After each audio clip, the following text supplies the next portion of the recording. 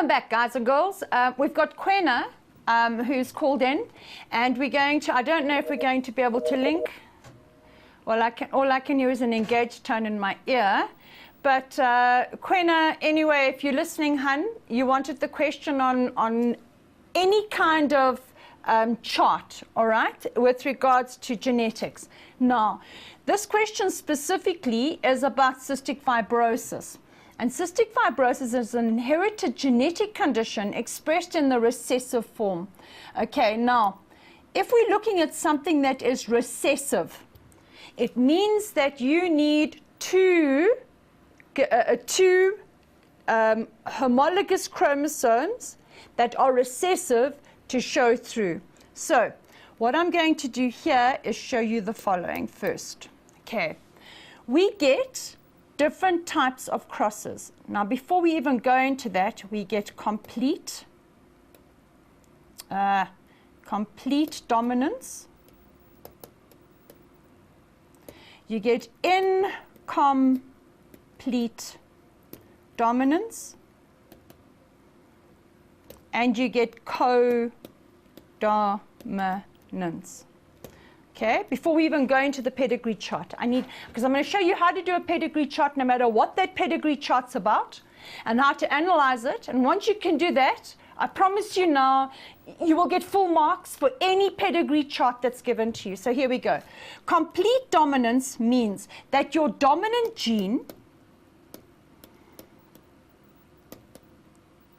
completely dominates over the recessive gene.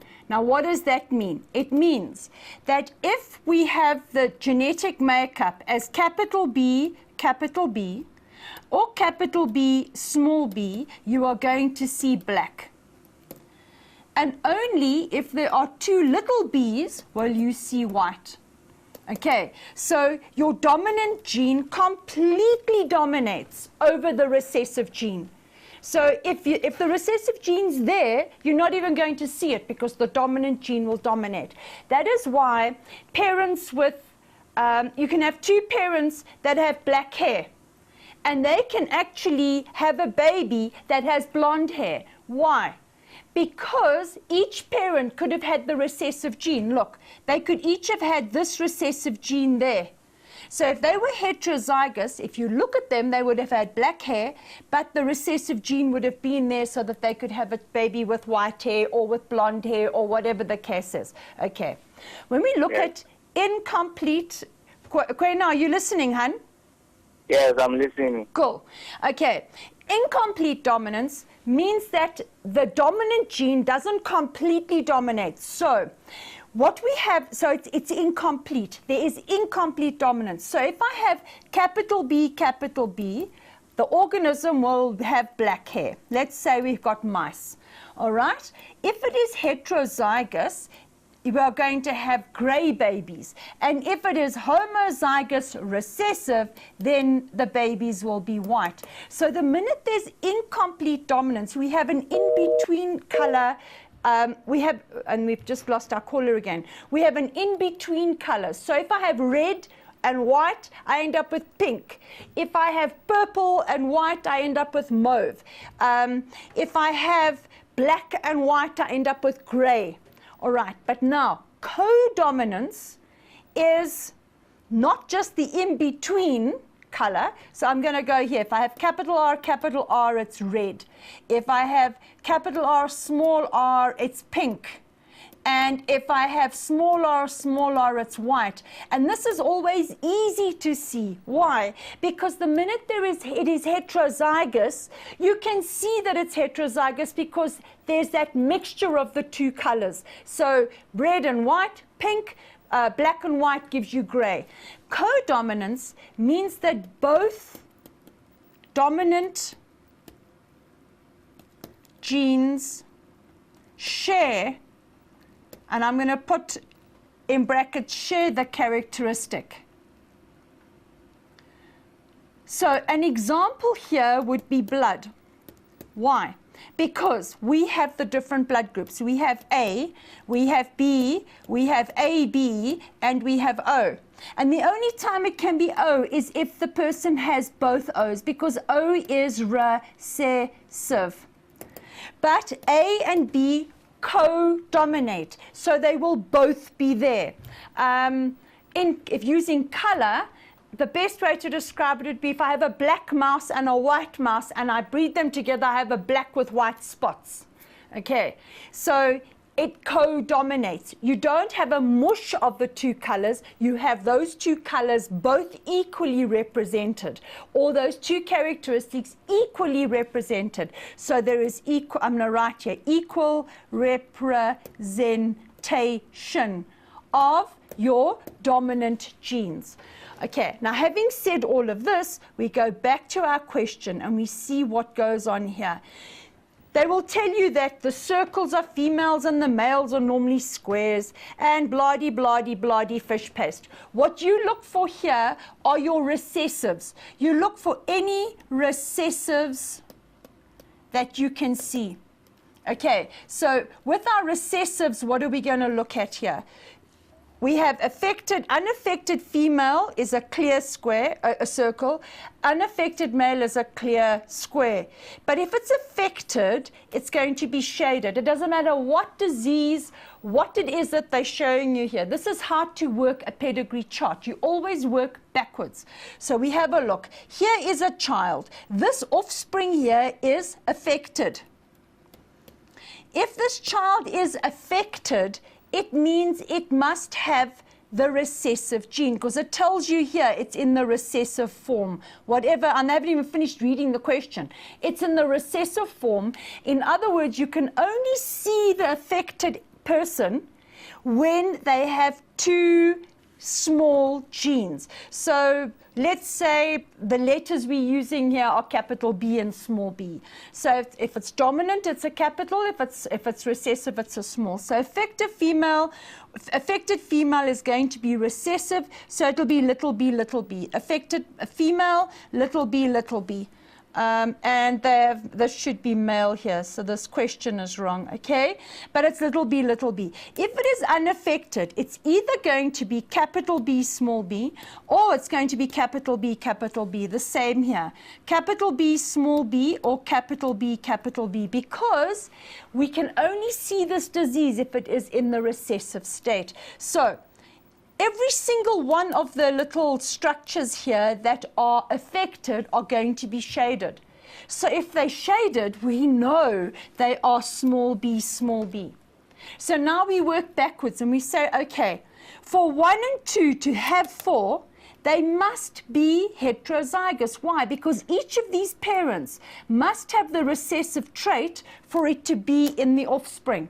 So, therefore, they are going to be heterozygous parents. Now, their offspring here can either be capital B, or it can be heterozygous. We know that it is not homozygous recessive because it's not shaded. Look at the combinations or the crosses here. You only ever get, have we got Quena on the line yet? No, he's not on. Oh, okay, we're battling to get Quena on the line. But anyway, there are only 4 crosses that you can ever get, okay? Your first cross is going to be homozygous times heterozygous. So we go homozygous dominant times heterozygous is going to give you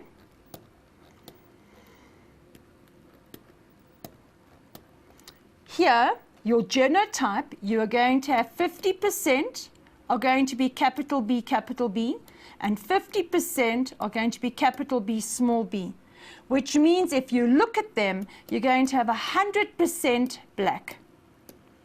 Okay? But 50% are going to be homozygous dominant, 50% are going to be heterozygous. But all of them are going to look black. Second combination that we get is going to be heterozygous times heterozygous. And this is the most popular one, so I'm going to put a little circle around this. This is the most popular one that you will get at school. So we'll have capital B, capital B, small b, capital B, small b, small b, small b. What is the result here? Genotype, remember that's what's in the genes, and phenotype. That's what you're going to see. This is physical. And this is genes. Okay? The genotype, we are going to have 25% are capital B, so homozygous dominant. 50% are capital B, small b, that's heterozygous. And 25% are going to be homozygous recessive. All right? Now, phenotypically, 75% are going to be black. See? And 25% are going to be white. So that's our second combination. Our third combination is going to be heterozygous times homozygous recessive. So capital B, small b, small b, small b, capital B, small b, small b, small b. So genotypically, what do we have? We have got 50% are going to be heterozygous, and we're going to have 50% are going to be homozygous recessive. So if we look at them, 50% are going to be black, and 50% are going to be white. Okay? And I just want to see. And then we've got homozygous, homozygous. So that's our fourth one. Is homozygous dominant times homozygous recessive. And here, all the offspring are going to be black. And that's how you will know. So here we have the genotype. We are going to have 100% heterozygous, and the phenotype, 100% are going to be black. And if you know those four crosses, people, you can't go wrong. You absolutely cannot go wrong, because every single cross that you look at is going to be those crosses. Something else, make sure that you know automatically. Heterozygous times heterozygous, you're going to have 25% dominant, 50% heterozygous dominant, and 25% homozygous recessive. When you look at them, 75% will have the dominant trait. All right, that's where there is complete dominance. So going back here, if we look at our cross here, the baby here, number 3, can either be those two genes from mom and dad, so let's get pink here, can either be the two capital B's, or it can be one capital B and one small b. So it's either heterozygous or homozygous, because we have complete dominance. The affected child will always be, or offspring will always be shaded. What is 5? We don't know. And if we don't know what 5 is, we don't know what the affected child is going to, or whether the child will be affected or not. The chances are, unless this 5 is a capital B, okay, this child here will be affected. And this is what your genetic counselors will do. They'll sit down and they'll have a look at this, and they'll say, okay, hold on. You've got an affected person, and they are marrying a person, another person. Let's check whether that person is affected. Now, if the person at least is carrying the gene. So if this person is capital B, then your offspring is going to be that. So the offspring will be unaffected. Okay?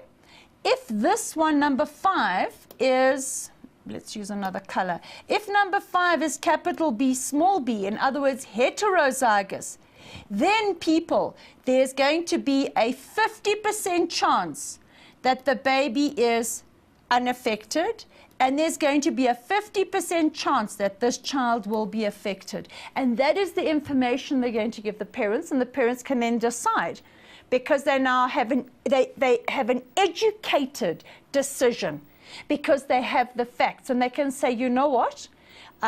Let's check out what the mom is, or person 5. Person 5 is going to be a female. Let's check what person 5 is. Once we know what person 5 is, then we can say, okay, The chances of having an affected child are 50%, and an unaffected child is also 50%. Do we go for it or don't we? So going to the questions, write down the genotypes of the persons numbered 2 and 3, which is what we've already done. 2 would be heterozygous, and 3 would be heterozygous and homozygous dominant. So you would write them both down. Individuals 4 and 5 decide to have a family. What is the percentage chance that their child suffering from cystic fibrosis, if individual numbered 5 is a carrier?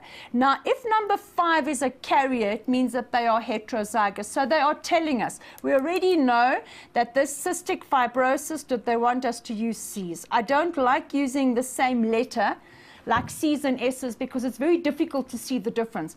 But okay, we've got, hold on. We've got, I can do this. We've got little c. So little c, and this one here is a carrier, which means they're capital C, little c. If we do that combination, let's just do our Punnett square here quickly. We're going to have small c, and heterozygous. So capital C, capital C, small c, small c, small c, small c, small c. So there is a 50% chance, as I said just now, of the child being affected, and a 50% chance that the child is unaffected. And it says show your genetic cross. So, okay, so let's do our genetic cross properly. What they're going to want for 7 marks is the following. Okay, we're using the capital C, and that's if they have cystic fibrosis, and a little c is if they are clear. No. Oi, what am I doing? The brain is definitely not working. People, you've got to just focus. I'm losing concentration here. All right, let's do it with pink. Let's try again. A little c means that they have cystic fibrosis. Okay, and a capital C means that they are unaffected. All right, so now we start. First thing is P1. Now, P1, you get half a mark for writing P1. So there's half a mark already. So P1, I'm going to have, we have 4 is affected and 5 is a carrier. So we're going to have parent 4, and parent 4 times parent 5. Parent 4, it has cystic fibrosis, so that's a C and a C, times parent 5, which is a capital C, small c. Okay, now meiosis takes place. And in order for meiosis to take place, we now have F1. And F1, we're going to have fertilization. And for writing the word meiosis and the word fertilization, another mark each. For writing F1, which is the first family, is another mark. So now we go and we say, right, we have small c times capital C, small c, and we're now going to do our combinations. And what they normally do here is they say if you have all 4 are correct, you get 2 marks. If 3 or 2 are correct, you'll get 1 mark, and if 1 is correct, you get nothing. So there you go. So there we've got our marks there. Now we write in our F1 the genotype is, and that's another mark for writing the word genotype. The genotype is going to be 50%, or 2 to 4 are going to be capital C, small c, in other words, heterozygous. And 50% or 2 to 4 is the ratio, are going to be small c, small c. Okay, then we have the phenotype. And the phenotype's another half a mark, and that would be 1 mark, and that is 1 mark. We are going to have 50% are going to be unaffected,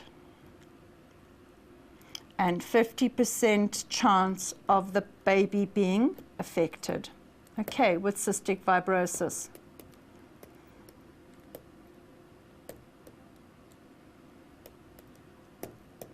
Okay, so the total here is 7 marks. So let's have a look. You've got 1, 2, 3, 4, 5, 6, 7, 8,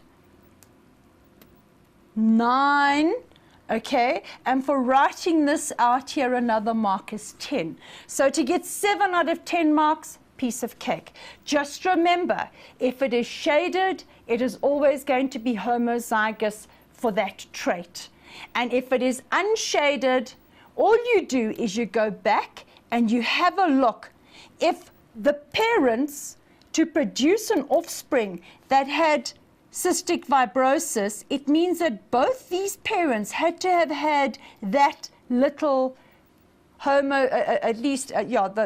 heterozygous process here, because they cannot produce an offspring that is little c, unless those genes were there to start off with. So capital T, small c, capital C, small c.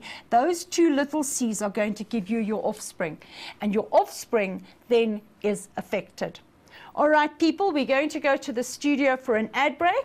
And while there's an ad break, we're going to load on more questions. So phone us and Facebook us. The questions are coming in.